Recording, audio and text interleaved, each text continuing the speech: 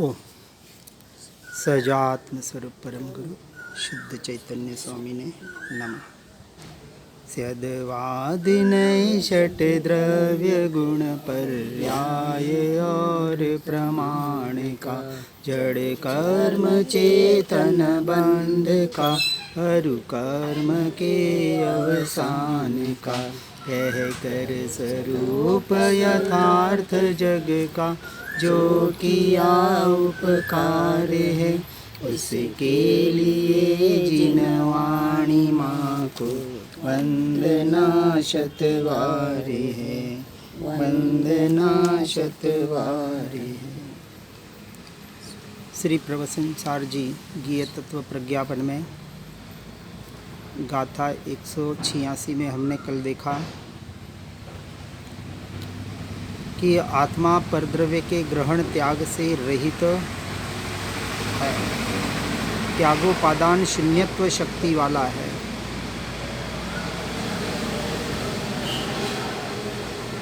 और यह अपने स्थिति के अनुसार रहकर अथवा जीव के स्वयं के शुद्ध परिणाम को निमित्त मात्र करके छोड़ता है। अब पुद्गल कर्मों की विचित्रता यानी ज्ञानावरणादि कर्मों को कौन करता है इसका निरूपण करते हैं गाथा 187 में कि जब आत्मा जीव यानी कि मैं राग द्वेष युक्त होता हुआ शुभ और अशुभ में परिणमित होता है तब कर्मरज ज्ञानावरणादि रूप से उसमें प्रवेश करते हैं और यदि स्वभाव में रहे तो प्रवेश नहीं करते। सीधी सी बात है और यही संवर की क्रिया है। इसलिए भेद विज्ञान के द्वारा निरंतर स्वरूप रमणता का अभ्यास और इसे ही संवर क्रिया या ज्ञप्ति क्रिया के नाम से आचार्य कुंददेव ने समय सार जी में बताया है। संवर अधिकार में जैसे नए मेघ जल के भूमि संयोग रूप परिणाम के समय अन्य पुद्गल परिणाम स्वयं वैचित्र को प्राप्त होते हैं, उसी प्रकार आत्मा के शुभाशुभ परिणाम के समय कर्म पुद्गल परिणाम वास्तव में स्वयं विचित्रता को प्राप्त होते हैं। वह इस प्रकार है कि जैसे जब नया मेघजल भूमि संयोग रूप परिणमित होता है तब अन्य पुद्गल स्वयं में विचित्रता को प्राप्त हरियाली कुकुरमुत्ता यानी छत्ता और इंद्रगोप यानी चातुर्मास में उत्पन्न लाल कीड़ा आदि रूप परिणमित होता है। यानी जल के संयोग से ये जो बाहर हम देखते हैं हरियाली छत्ते होते हैं, लाल कीड़े उत्पन्न होते हैं। अब इसको कोई उत्पन्न करने नहीं गया, किसी संयोग संबंध से नहीं, मात्र इस बारिश के जल की वजह से, जैसे मेंढक भी कहा जाता है। इसी प्रकार जब यह आत्मा राग द्वेष के वशीभूत होता हुआ शुभाशुभ भाव रूप परिणमित होता है, यानी कर्मों के जो उदय होते हैं, 5 इंद्रियां और उनके विषय, उनकी क्रिया और मन के विकल्प, उनमें जब अपना मैं मेरापना स्थापित करता है मिथ्यात्व और अज्ञान दशा की वजह से, तो शुभाशुभ भाव रूप स्वयं परिणमित होता है और स्वयं परिणमित होते हुए राग द्वेष रूप परिणमित होता है। शुभ में राग करता है और अशुभ में द्वेष करता है। अनुकूलता को अच्छा मानता है और प्रतिकूलता को बुरा मानता है। इष्ट अनिष्ट संयोग वियोग में आकुल व्याकुल होता रहता है और इसकी वजह से, इन भावों की वजह से कार्बन वर्गणा रूप ये पुद्गल के परमाणु स्वयं में यानी उनके प्रकृति के अनुसार, ये उनका स्वभाव है, उसके अनुसार वह आत्मा के ऊपर आकर चिपक जाते हैं, ऐसा कहा जाता है। यानी शुभाशुभ रूप कर्म रूप परिणमित होते हैं। तब अन्य योग द्वारों से प्रविष्ट होते हुए, योग द्वारों से यानी मन योग, वचन योग और काय योग, इनके निमित्त से प्रविष्ट होते हुए कर्म पुद्गल स्वयं में विचित्रता को प्राप्त होकर ज्ञानावरणादि भाव रूप परिणमित होते हैं। यानी भाव कर्म से यह द्रव्य कर्मों का बंद होता है और द्रव्य कर्म से नौ कर्मों का उदय होता है, शरीर आदि मिलता है, फिर उसमें एकत्व करता है, भाव कर्म करता है। अनादि से यही चक्र चल रहा है। इससे यह निश्चित कहा जाता है कि कर्मों की विचित्रता, विविधता का होना स्वभावकृत है, किंतु आत्मकृत नहीं है।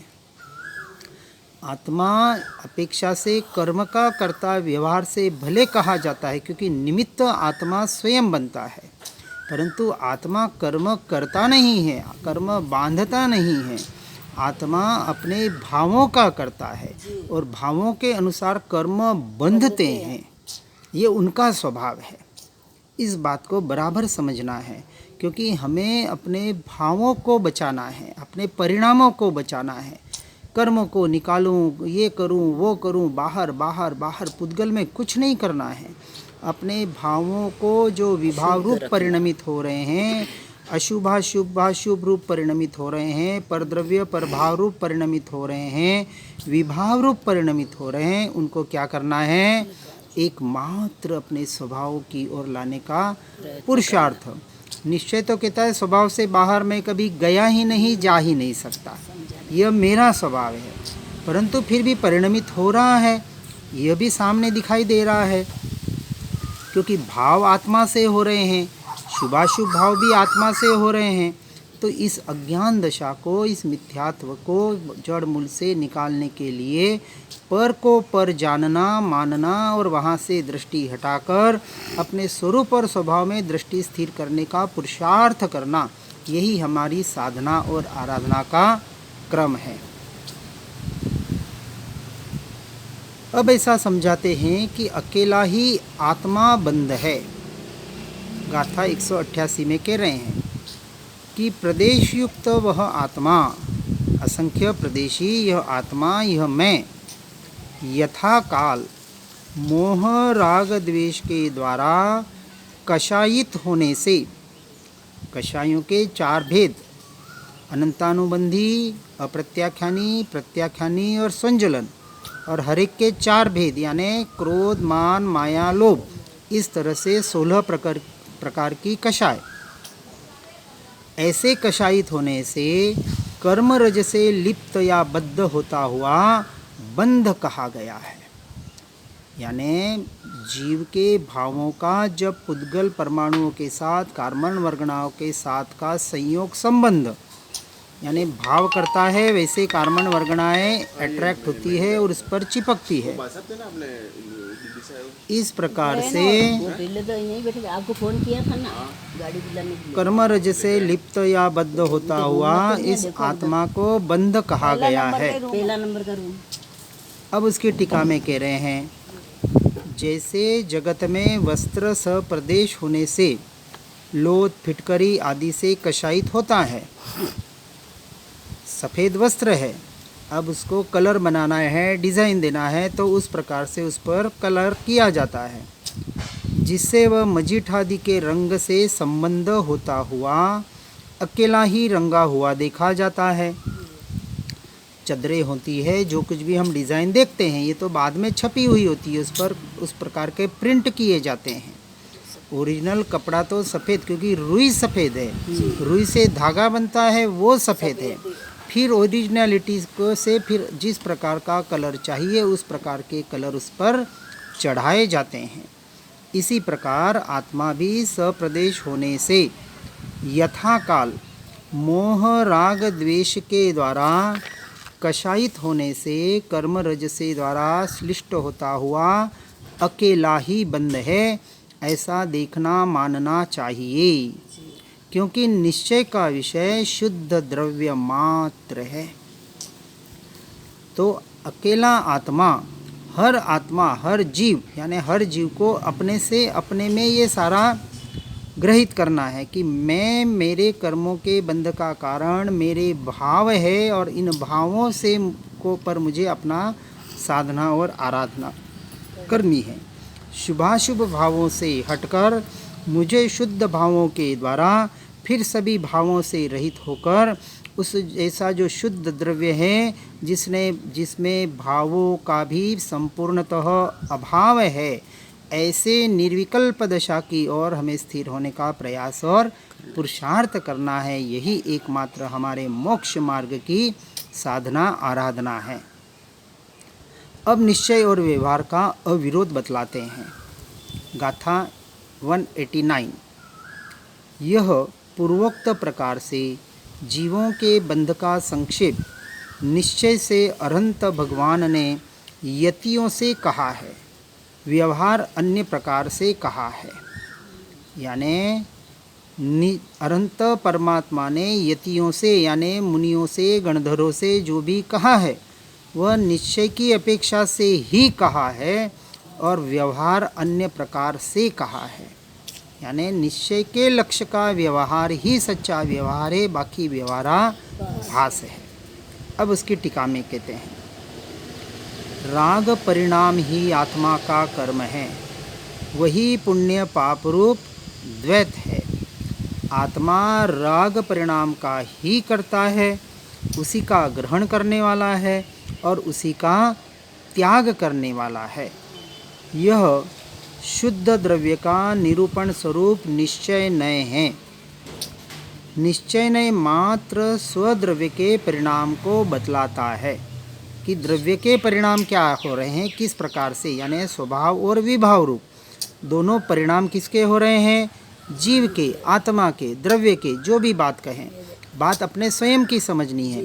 विभाव रूप परिणमन भी आत्मा का ही हो रहा है, किसकी निमित्त नैमित्तिक संबंध की वजह से। उसी क्षण आत्मा अपने स्वभाव रूपी परिणमत हो रहा है, इसलिए उसे शुद्ध द्रव्य का कथन करने वाला कहा है।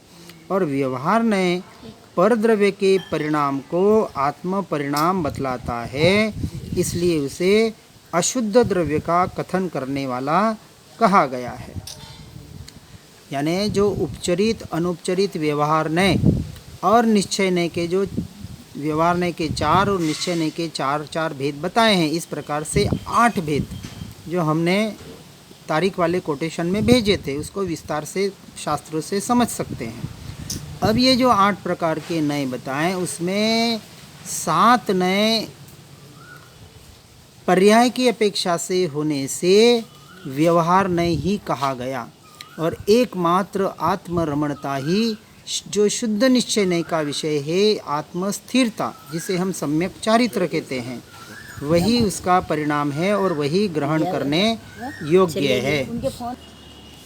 तो जो बात बताई जा रही है कि आत्मा पुद्गल परिणाम का करता है, उसका ग्रहण करने वाला और छोड़ने वाला है, ऐसा जो नय वह अशुद्ध द्रव्य के निरूपण स्वरूप व्यवहार नय है।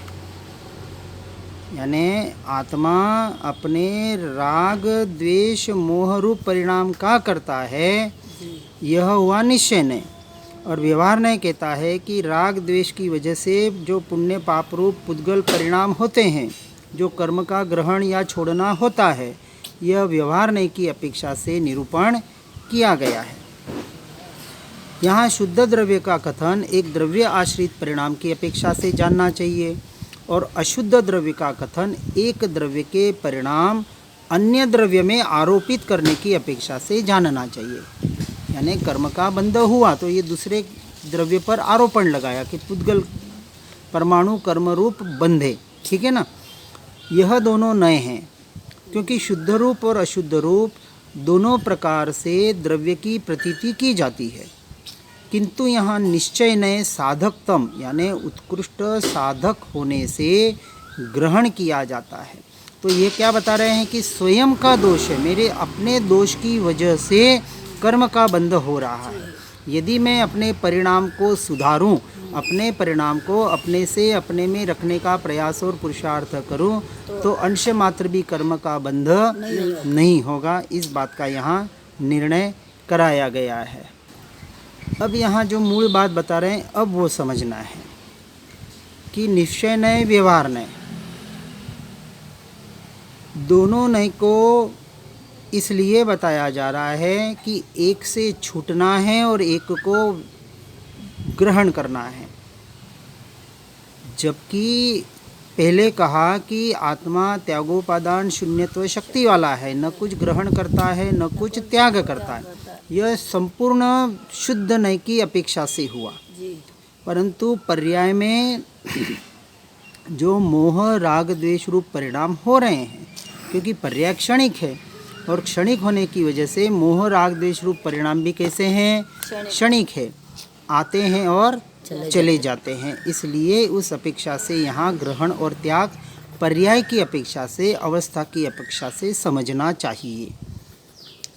निश्चय नय उपादेय है और व्यवहार नय हेय है, छोड़ने योग्य है। अब प्रश्न होता है कि द्रव्य सामान्य का आलंबन ही उपादेय है, फिर भी यहाँ राग परिणाम की ग्रहण त्याग रूप पर्यायों को स्वीकार करने वाले निश्चय नय को उपादेय क्यों कहा है? जबकि अनुभूति का विषय द्रव्य दृष्टि है, सामान्य द्रव्य है, शुद्ध द्रव्य है, तो फिर इसको राग परिणाम की ग्रहण त्याग रूप पर्यायों को स्वीकार क्यों किया कहा? तो उत्तर में बताते हैं कि राग परिणाम का कर्ता भी आत्मा ही है। कौन है? मैं ही हूँ। और वितराग परिणाम का भी, अज्ञान दशा का भी आत्मा स्वतंत्रतया करता है और ज्ञान दशा को भी आत्मा ही करता है। तो आत्मा से ही हो रहे हैं। अब विभाव, क्योंकि परद्रव्य परभावों में मैं मेरापना करना ये भी आत्मा का ही दोष है, तो उस दोष से तो छूटना है। ऐसे यथार्थ ज्ञान के भीतर द्रव्य सामान्य का ज्ञान गर्भित रूप से समा ही जाता है। यदि विशेष का भली भांति यथार्थ ज्ञान हो तो यह विशेषों को करने वाला सामान्य का ज्ञान होना चाहिए। यानी जब आत्मा परद्रव्य पर रूप विशेषणों रूप परिणमित होता है तो उसका यदि ज्ञान हो कि मैं ही राग द्वेष रूप मेरे पुरुषार्थ की कमजोरी से परिणमन हो रहा हूँ, तो अपना दोष निकालने के लिए स्वद्रव्य की ओर, अपने स्वभाव की ओर आने का प्रयास और पुरुषार्थ करें। द्रव्य सामान्य के ज्ञान के बिना पर्यायों का यथार्थ ज्ञान हो ही नहीं सकता। इसलिए कहा कि द्रव्य सामान्य के ज्ञान के बिना पर्यायों का यथार्थ ज्ञान हो ही नहीं सकता। सामान्य द्रव्य का जो ज्ञान स्वाभाविक ज्ञायक ऐसा जो आत्मा है, उसके बिना पर्यायों का, यानी जो अवस्थाएं बदल रही है, उसका भी यथार्थ ज्ञान हो नहीं सकता। इसलिए उपरोक्त निश्चय नय में द्रव्य सामान्य का ज्ञान गर्भित रूप से समा ही जाता है। जो जीव बंध मार्ग रूप पर्याय में तथा मोक्ष मार्ग रूप पर्याय में आत्मा अकेला ही है। किसे? बंध मार्ग में भी आत्मा अकेला है और मोक्ष मार्ग में भी आत्मा अकेला ही है। यानी आत्मा ने जो परद्रव्य में ये मैं और ये मेरे, कोई वास्तविक मैं नहीं है और कोई मेरा नहीं है। हर जीव स्वतंत्र है, हर जीव के गुण स्वतंत्र है, हर जीव के पर्याय स्वतंत्र है, हर जीव के परिणाम स्वतंत्र है। इस अपेक्षा से आत्मा अकेला ही था, अकेला ही है और अनंत काल तक अकेला ही रहेगा। इस प्रकार यथार्थतया द्रव्य सामान्य की अपेक्षा सहित जो जानता है, जो इस बात को यथार्थ स्वीकार करता है, वह जीव पर द्रव्य से संपृक्त नहीं होता। यानी पर द्रव्य में एकत्व, ममत्व, कर्तृत्व, भोक्तृत्व नहीं करता यदि इसका निर्णय हो जाए तो। और द्रव्य सामान्य के भीतर पर्यायों को डुबाकर एक रूप करके सुविशुद्ध होता है। अब क्या करता है? इन विशेषों से दृष्टि को हटाकर, जैसे सोने के आभूषण, जैसे बंगड़ी बनी, नेकलेस बना, चूड़ी बनी या और कोई अंगूठी बनी, कुछ भी रूप, ये जो विशेषण रूप आभूषण बने, लेकिन सब में जो सोना है वो तो एक वो सोना सामान्य द्रव्य है। तो हमारी दृष्टि कहाँ होती है? सोना जब हम कोई आभूषण लेते हैं तो यदि मुझे सोने के आभूषण चाहिए तो हम उसकी परख करते हैं। आजकल जो हॉलमार्क लगाया जाता है 916 वगैरह का, कि उस पर छाप लगता है कि ये प्योर सोना इतने का है। तो प्योर सोना देखकर कहीं हम ठगा तो नहीं जा रहे, इसका हम निर्णय करते हैं या नहीं करते हैं? तो जरूर करते हैं।